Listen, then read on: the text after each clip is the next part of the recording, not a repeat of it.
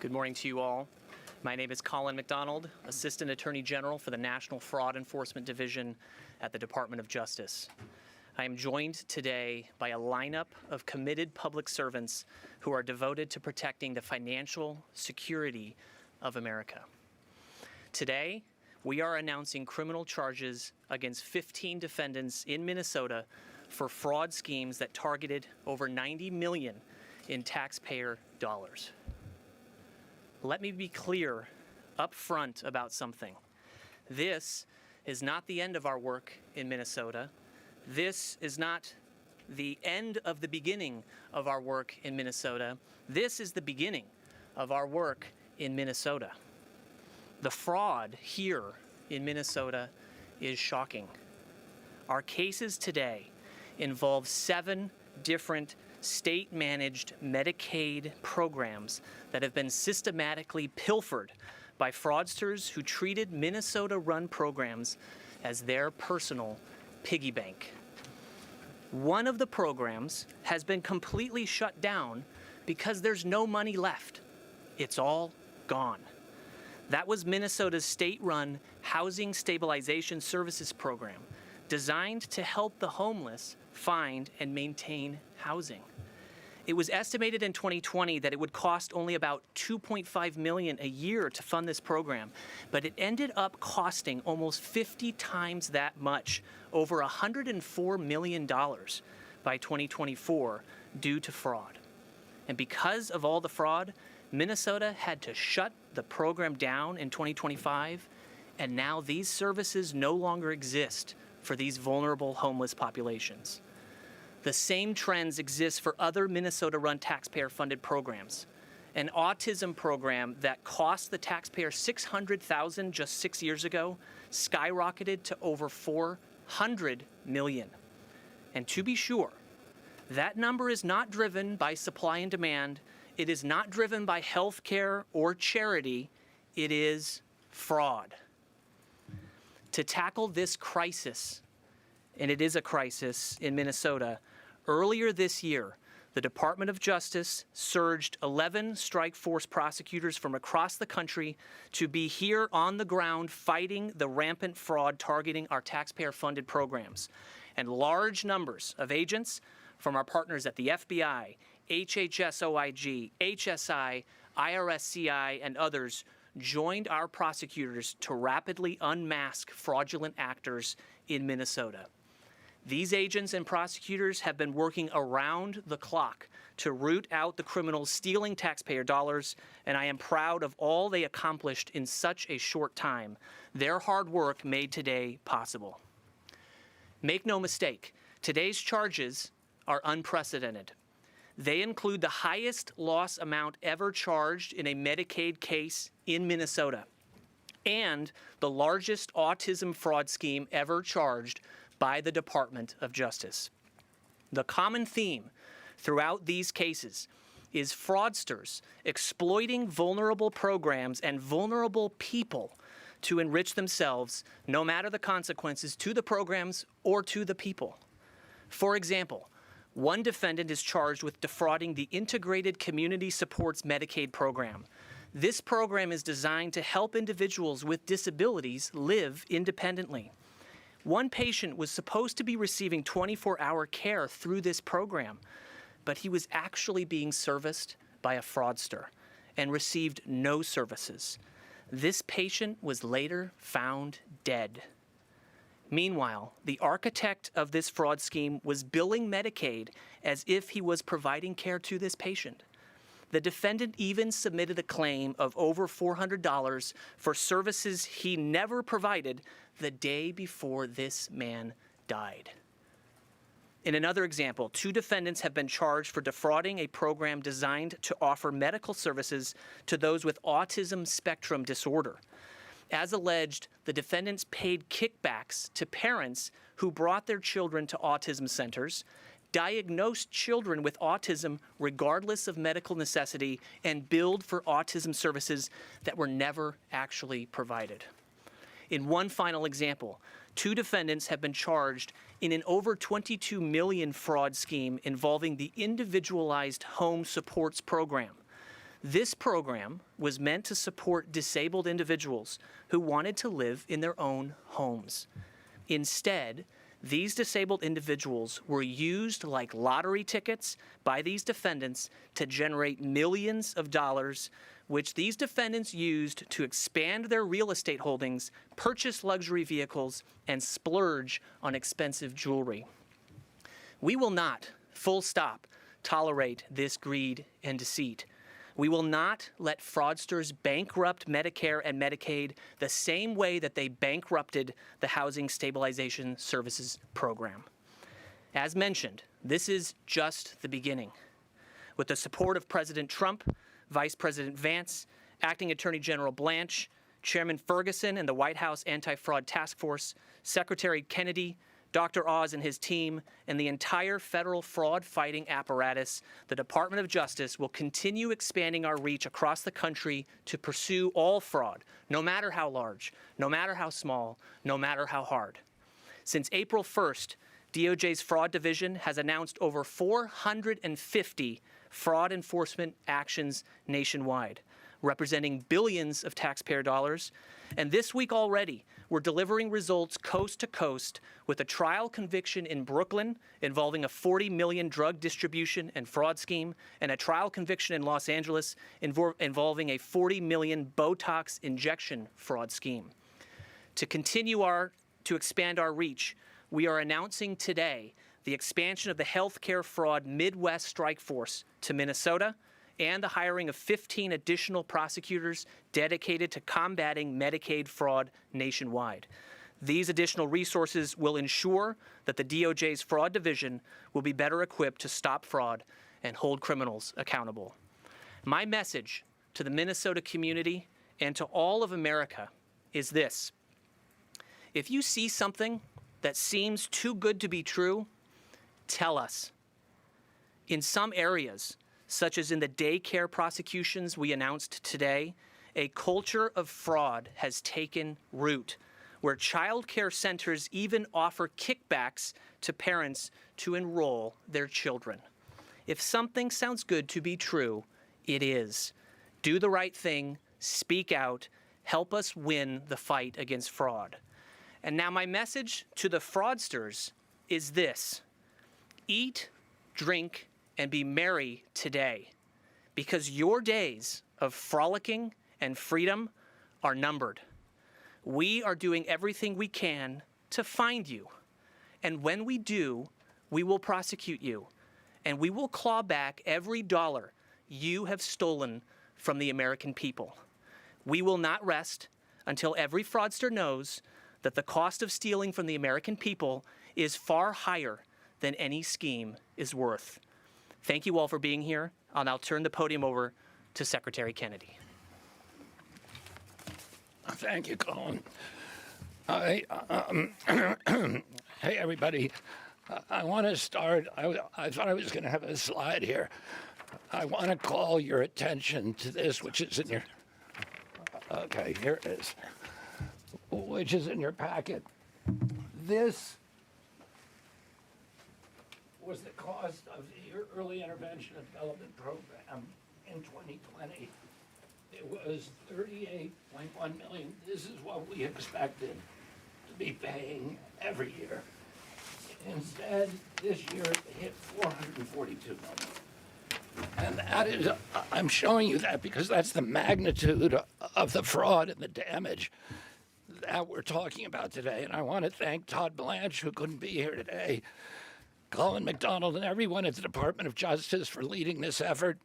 I want to thank also the FBI, who you're going to hear from in a little while, the HHS Office of Inspector General, CMS, and especially Dr. Oz, the White House Anti-Fraud Task Force, and Vice President Vance, and the investigators and law enforcement personnel whose relentless work made today's action possible.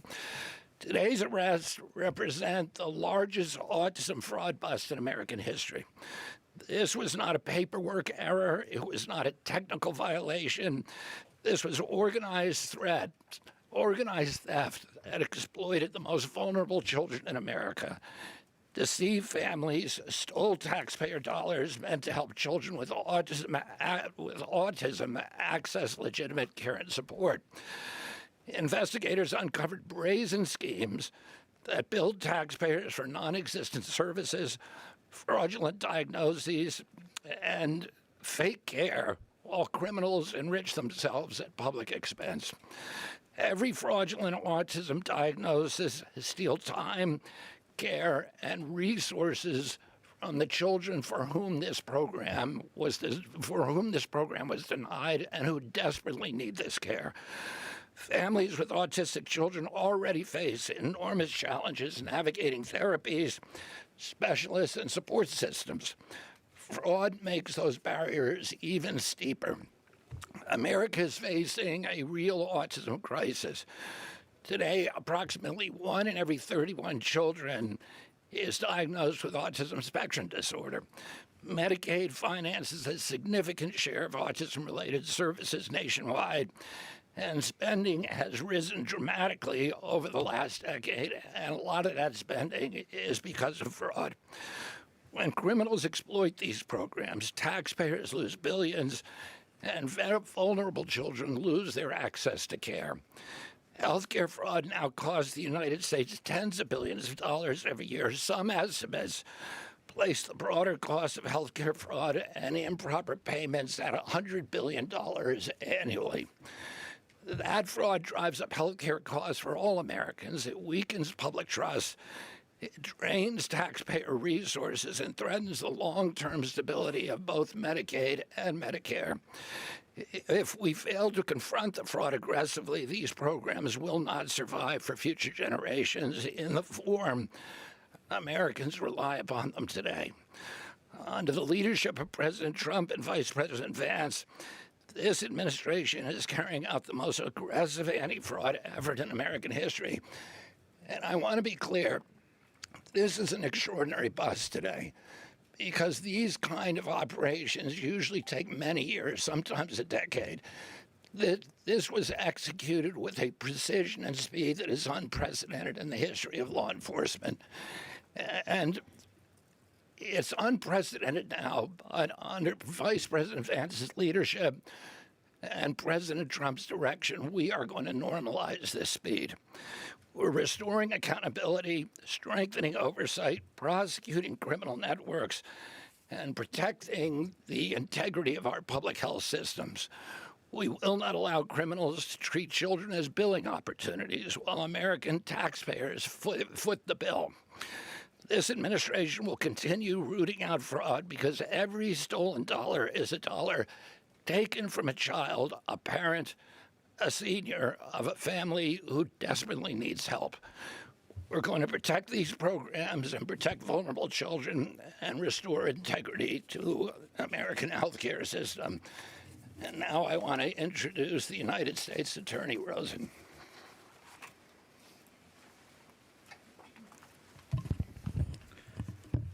Thank you, Mr. Secretary, and my thanks, where did he go?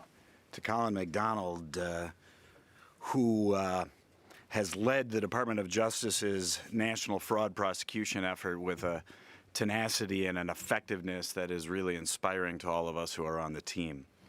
Here in Minnesota, we have the unfortunate distinction of being the place that brought to national attention the fraud committed against governments across the United States, governments that turned the other way either deliberately or negligently while it was happening under their noses. The numbers that we have here in Minnesota are enormous, but I'm happy to tell you that we have more prosecutors prosecuting fraud, more law enforcement resources investigating the fraud, and we are identifying and investigating and prosecuting fraud at a pace that is unprecedented here in this state. I am happy to report to you all, although I imagine many of you know that just a short time ago this morning, Amy Bach, cornerstone operator in the Feeding Our Future fraud, was sentenced by Judge Brazel to 500 months in prison. That's 41.6 years. While Feeding Our Future while that fraud in and of itself was breathtaking, the truth is feeding our future is only a start, and we believe it's only a small fraction of the fraud that is actually ongoing here in the state of Minnesota. And I can say so, Secretary Kennedy and Dr. Oz, it's my pledge to you that we're going to do our best to deter future thefts from your department and from your agency, to recover as much of the losses as we possibly can, and to put the thieves here in Minnesota into prison. And with that, I give you Chairman Ferguson.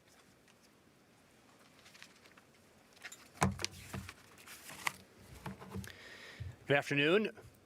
When President Trump said he wanted an all-of-government approach to fighting fraud, he meant it. He wants us to stop fraud by preventing money from going out the door, and he wants fraudsters swiftly brought to justice. And that's why he created the Anti-Fraud Task Force and put Vice President Vance in charge of it, to coordinate both arms of the anti-fraud campaign.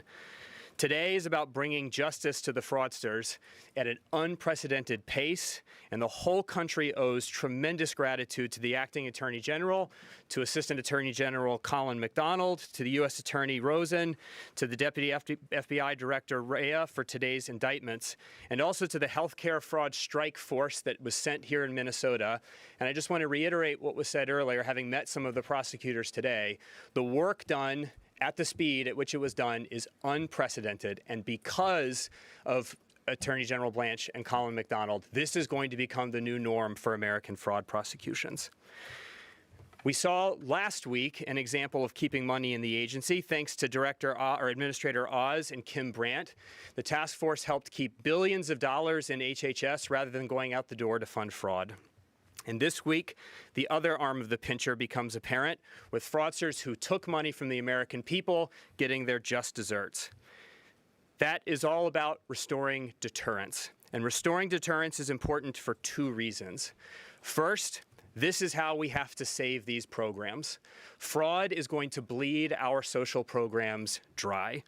All of these programs are made possible by the most generous country in the world and the most generous people in the world, Americans, turning over trillions of their hard-earned dollars to fund social programs to help their families, their friends, and their neighbors through hard times. If fraudsters get to siphon off that money and put it into their own pockets, these programs, like Secretary Kennedy just said, will not survive in the form to which we are all accustomed. And Americans who've paid in, expecting these programs to be around in the future, will have doubts about whether they will be. So stopping fraud is how we save these programs. And no matter what your party identity is, that has to be one of our goals, saving programs by stopping fraud. The second reason that deterrence is so important is that all of our programs are built for a high-trust society. We didn't set up these programs with layers and layers and layers of anti-fraud redundancy because we set it up for a people who are accustomed to be able to trust their neighbors, their families, and their friends to do the right thing, to be honest, and not to try to bilk their fellow Americans by raiding these programs. It's become clear that that social trust has been diminished and that people have taken advantage of these programs. Deterrence is how we restore social trust. It's how we have Americans believing in one another again, believing in their government, believing in these programs, and that social trust is necessary for the entire American experiment to work. Like the Assistant Attorney General said, today's work is just the beginning. The Vice President, at President Trump's direction, is working incredibly hard every day to fight fraud in every agency, and DOJ to stop the fraud after it happens, arrest and prosecute the fraudsters. And I think today makes very clear to every fraudster, if you somehow get money that goes out the door that doesn't belong to you, the FBI is going to find you, put you in handcuffs, and prosecutors are going to throw you in jail. Again, I'm very grateful to the Acting Attorney General and his incredible team, including the strike force that sent prosecutors from all over the country to achieve today's results. President Trump promised justice, and today DOJ is delivering. With that, I'll turn it over to Administrator Oz. Thank you, Andrew.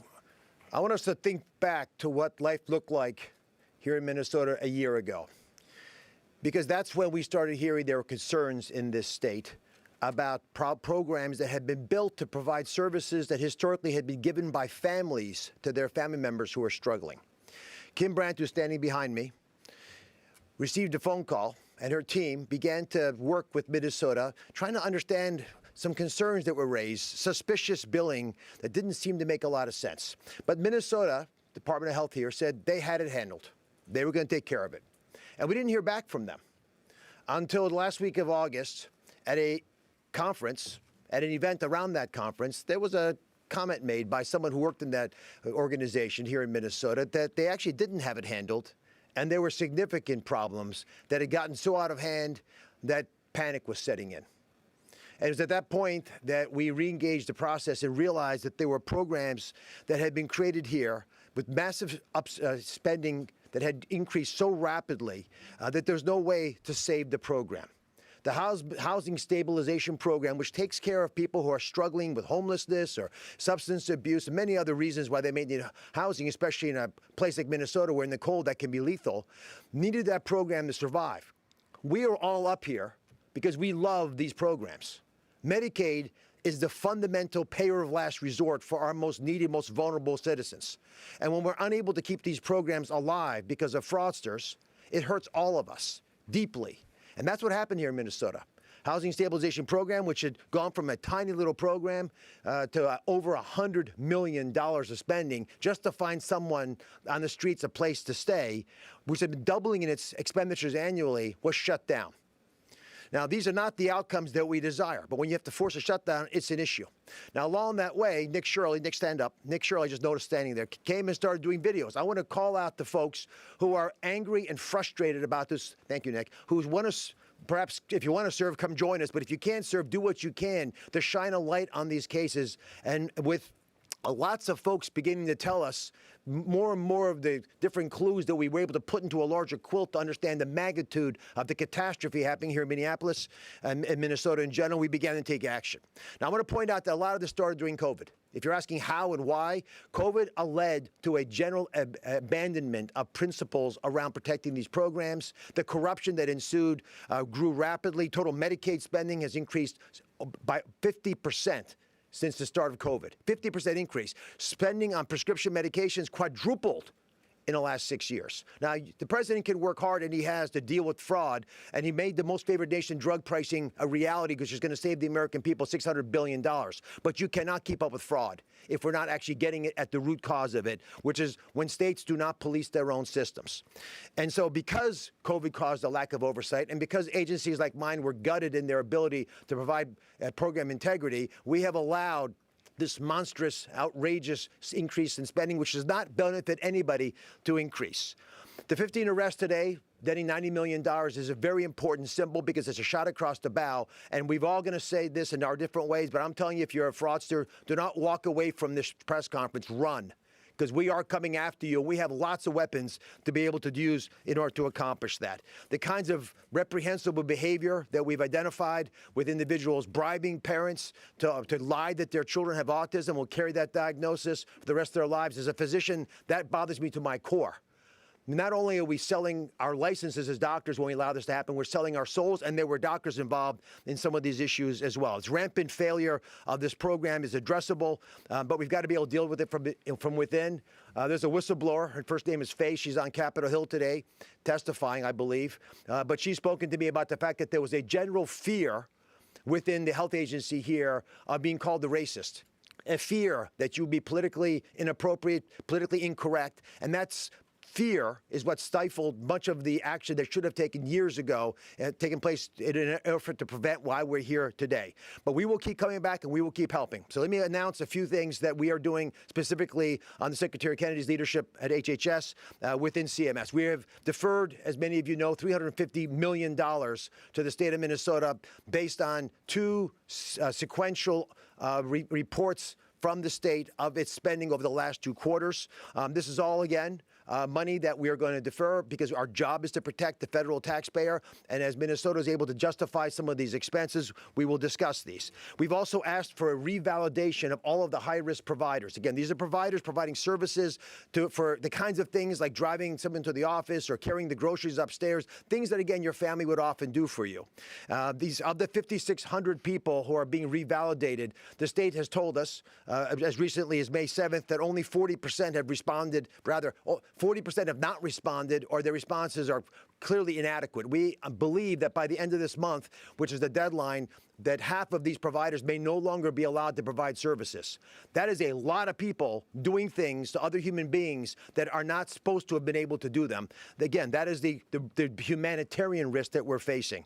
We're here to fix these problems. We love these programs, but we're going to crush the fraudsters who threaten with corruption the foundation of the social safety that we have built in this wonderful nation over the last 60 years since the foundation of Medicaid and Medicare. We're going to make as many visits as we need to Minnesota. I've been here. I'll come back. So is everyone else on this panel. And my colleagues at OIG, DOJ, FBI, and many others share our passion. Chris, to the FBI.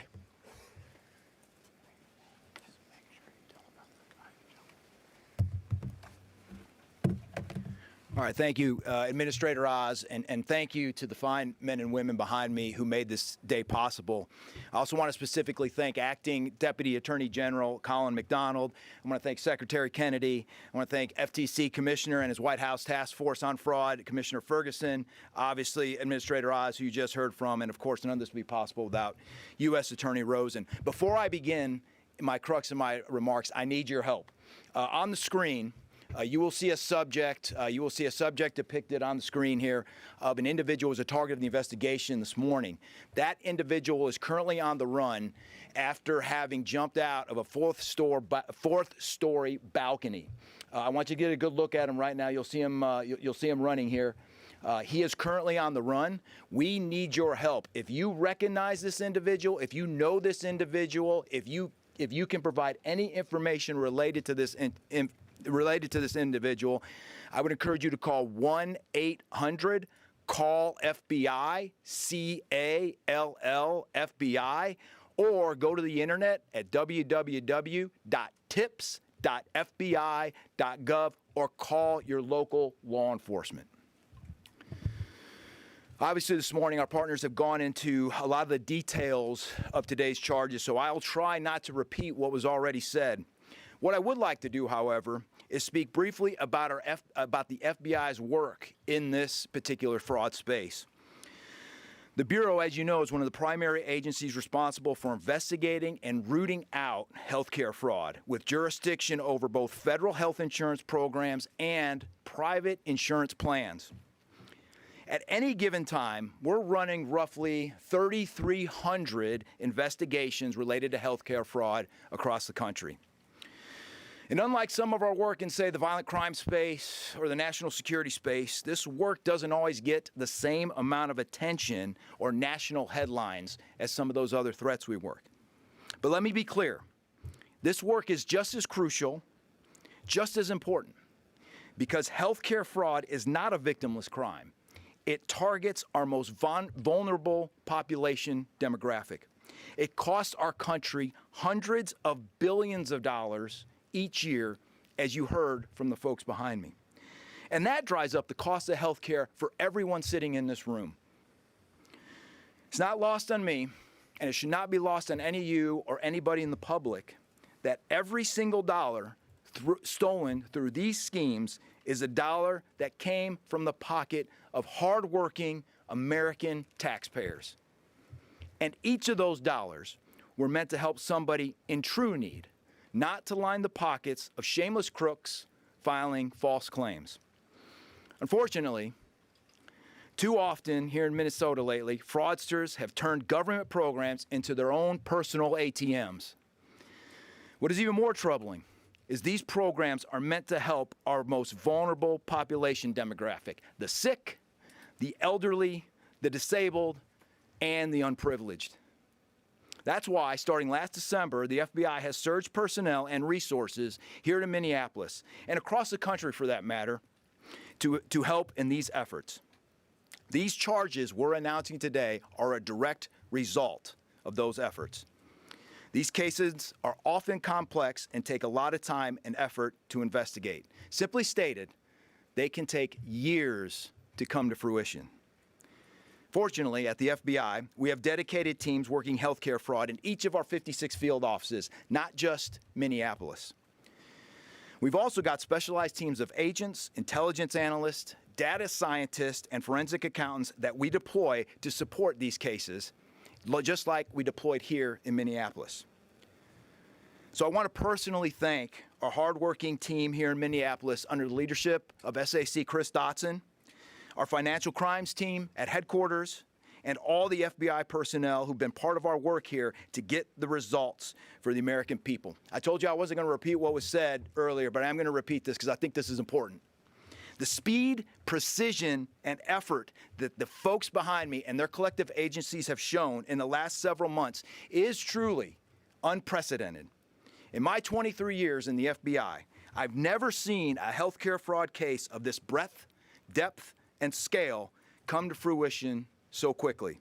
It's historic, and everyone who worked this case should be extremely proud of what you accomplished in a very short amount of time. The next step, as the acting Deputy Attorney General said, is we're going to normalize that speed for cases in the future. Obviously, none of this is possible without our partner agencies represented here today, behind me, and so many others who couldn't be here today. These fraud investigations truly are a team effort, and thanks to our teamwork, these criminals will now face justice. As I close, I want to send a message to anyone still defrauding the good citizens of Minneapolis, the good citizens of the state of Minnesota, and the good citizens of the United States of America. No matter how many shell companies you have, no matter how clever or how brazen your schemes are, if you steal money from taxpayers and people in need, the FBI and our partners will pursue you relentlessly. We will find you and ensure you feel the power of American justice. Thank you. We'll take a few questions. Yes, sir. Ernesto with the New York Times. I'd like to ask for your assessment of the way immigration agents conducted themselves here earlier this year. I'm not going to talk about that. Any other questions? Yes, sir. Predicated on News Nation. These prosecutions are vital, and it started here, and going back to 2022 when the prosecution started. So they're vital. The question I have is, what's the plan to go after the leadership that enabled this, the whistleblowers, going back to 2019, who's had their careers were ruined, there were state employees here, who raised this, and the administration has known about it, the government did, and have enabled it. So what's the plan to go after that? Yeah, it's a very important question.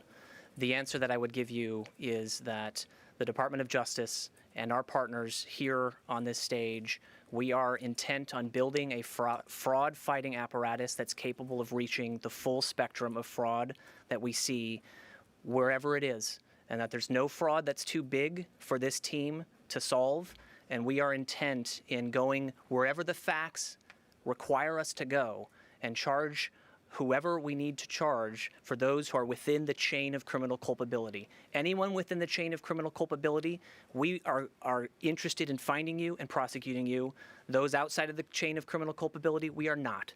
But it takes investigation, takes hard work, takes the agents and prosecutors working together to find the exact boundaries of those within the chain of criminal culpability, and that's what's underway. But just a tiny follow-up. Is it your view that those who enabled this are a part of this criminal enterprise?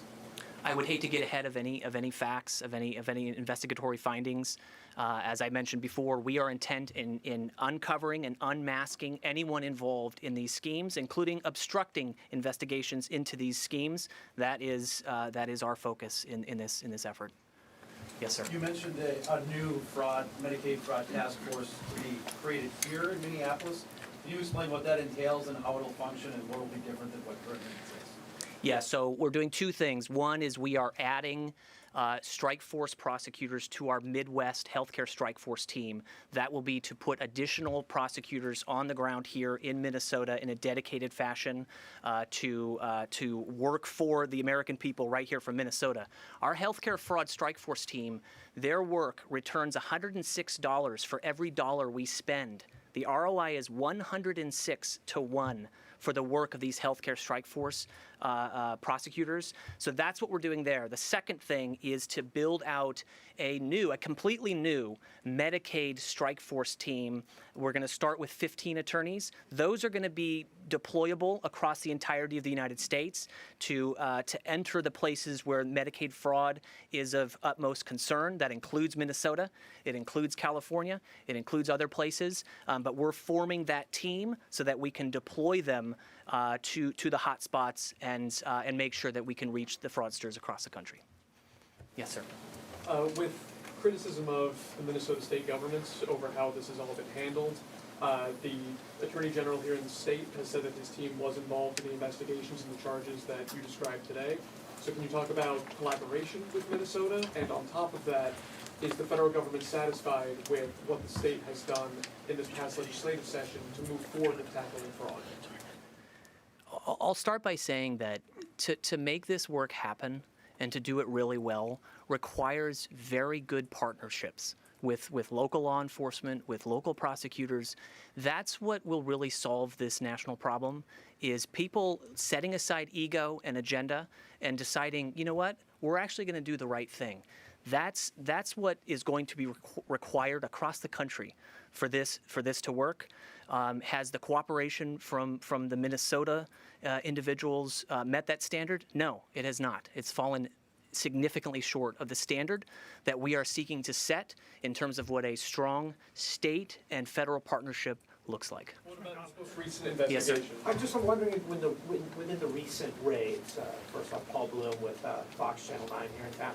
I'm just wondering, within the recent raids, do you continue to see ongoing fraud being committed? Or are these, obviously these charges go back several years. I mean, are the crooks still trying to get away with these schemes?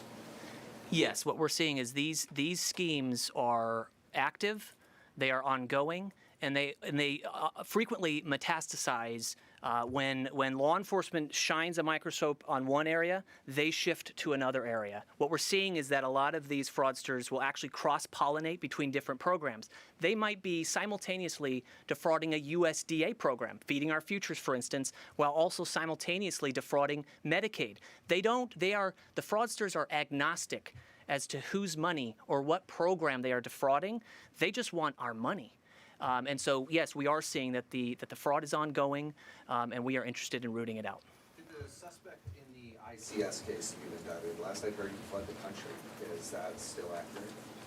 So we are working rapidly to bring into custody everyone who is facing charges and who faces arrest warrants. I don't want to speak more specifically to any operational updates in that regard, but we are actively tracking that situation and others to make sure that folks are held accountable for the charges that have been brought. Yes, sir.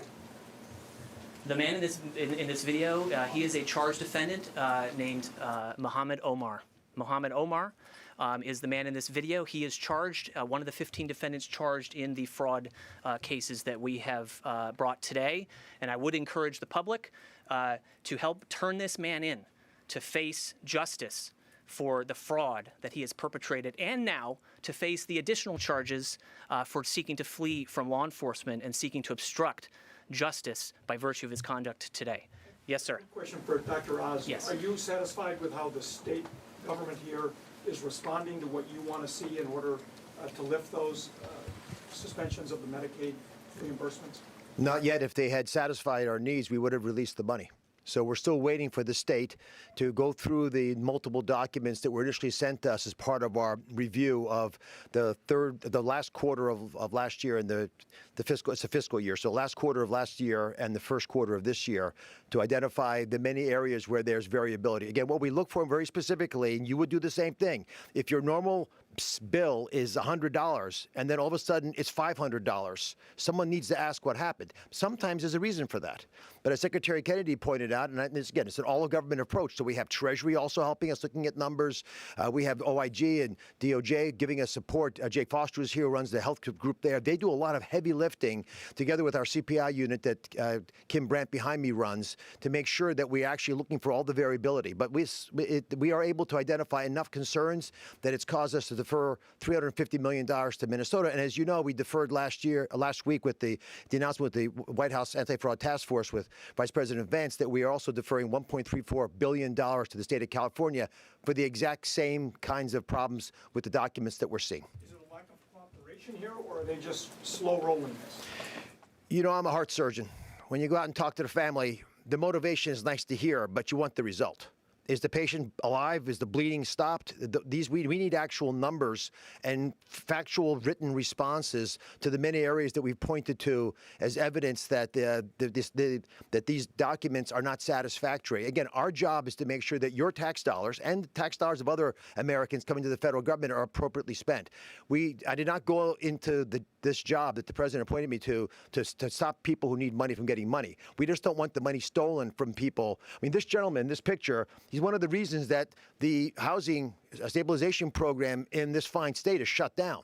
So all the people in Minnesota who actually might need those help, the folks that we always feel badly by when we're driving by and we see them homeless, especially when it's cold outside, or if they're obviously strung out on drugs, those people need our help. Because of that man, they're not going to get the help anymore. And the state shut down the program. We helped, but the state shut down. They knew it was unfixable.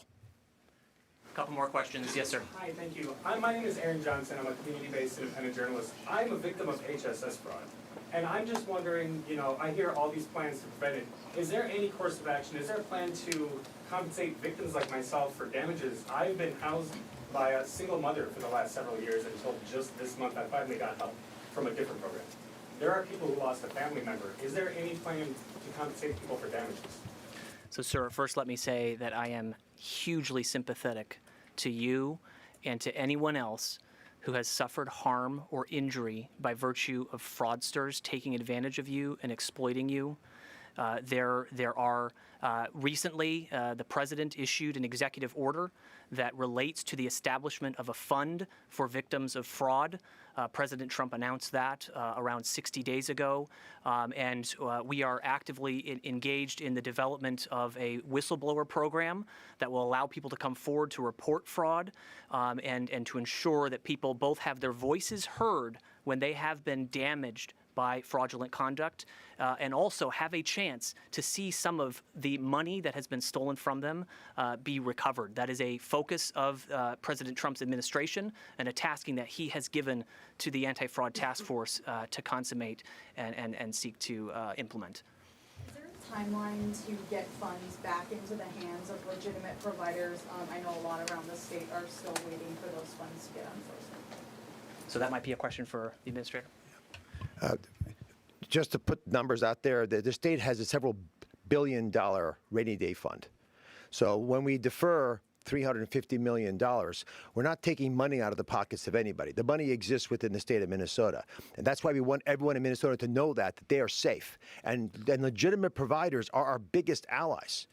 The people that we call to find out where the problems are folks who are actually working in these businesses who see the fraud, and they went into these jobs because they love these people and they love these professions, and they're not allowed to compete because fraudsters who have no cost of goods sold make a lot of money, and they scale up quickly and they take over like pariahs the entire system. So our biggest allies are part of the community that we want to keep supporting. It is our hope that the state of Minnesota is able to reply to the questions that we have asked. It was $250 million in the first deferment. It was $100 million in second deferment. So there tends to be a trend. We'll see if it continues. When we get the responses that the federal government needs and requires, and you would desire us to do if you're taxpayers, which hopefully most of you are, then you'd agree with us that's the right time to let the money go. I am very sorry that you were caught up in this, but this is an important story that you're sharing. We didn't talk about it in much detail, but there was a man who passed away, and as was discussed by Colin, there were bills sent to the government for monitoring a dead person. I mean, I thought I'd heard it all because we're selling insurance policies through brokers to dead people, and quite a few times, unfortunately. I've never heard of us being billed for someone who died who was supposed to be monitored. But that's how egregious this has become. Yes, ma'am. I was wondering if you could talk, this might be more of an admin question, but when you look across the country and we're talking about normalizing the speed of these cases, are you finding that U.S. attorneys' offices either don't have the knowledge of technology or experience to get these cases off the ground as quickly as the administration would like? And how do you, in your position, make sure that all of the U.S. attorneys' offices across the country have the education, the tools that they need to bring these cases forward quickly? The U.S. attorneys' offices are proving that they are the best that America has to offer when it comes to prosecutors and capabilities to bring investigations, to move them forward rapidly. What you see today is the result of the collaboration between the U.S. Attorney's Office here and our healthcare strike force team. Prosecutors across the country are equipped, they are resourced, and they are ready to implement the type of speed that we've seen here and to replicate that across the country. Yes, sir. There was a pretty well-publicized exodus of prosecutors from the DOJ office a few months ago. I just wanted to know how that exodus impacted this work. I would start by saying that the work of this office in the last 5 months has been historic, both on the reactive cases that this office successfully brought to bear, but also the fraud cases that you're seeing here, bringing to fruition charges at a rate never before seen. Mr. Rosen might be able to speak with even greater specificity, but I would say that the U.S. Attorney's Office here is in fantastic hands. The leadership here has cast a vision of one that is making sure that the public is safe and secure and that taxpayer money stays in the taxpayer's pocket. And that's due to the fantastic leadership of U.S. Attorney Rosen. We'll do one final question. Yes, sir. Max Estrup, Minnesota Reformer. President Trump has granted clemency to numerous individuals who have stolen hundreds of millions of dollars in Medicaid funds. Can we expect Amy Bach or any of these folks to be shown the same mercy in the future? I'll take a different question as the final question. Yes, sir. In December, the U.S. Attorney here, Joe Thompson, estimated the fraud at, I believe it was $9 billion over, I think it was 14 different programs. Several weeks later, Governor Walz slammed that as hyperbole. I'm wondering if you could clarify if the number is in fact $9 billion or it's grown. So I don't have the exact number because what I do is I look at individual people committing individual crimes, and at the end of all of our work, we'll tally it all up and we'll tell you exactly how much was stolen from the American people. We're focused on individual defendants. The fraud is enormous. I wouldn't be surprised if that number is accurate or even small. But today, the collection of cases reaches 90 million in intended loss from the pockets of the taxpayer. And like I said, we're just getting going. This is not the end of the beginning. This is the beginning. Thank you all.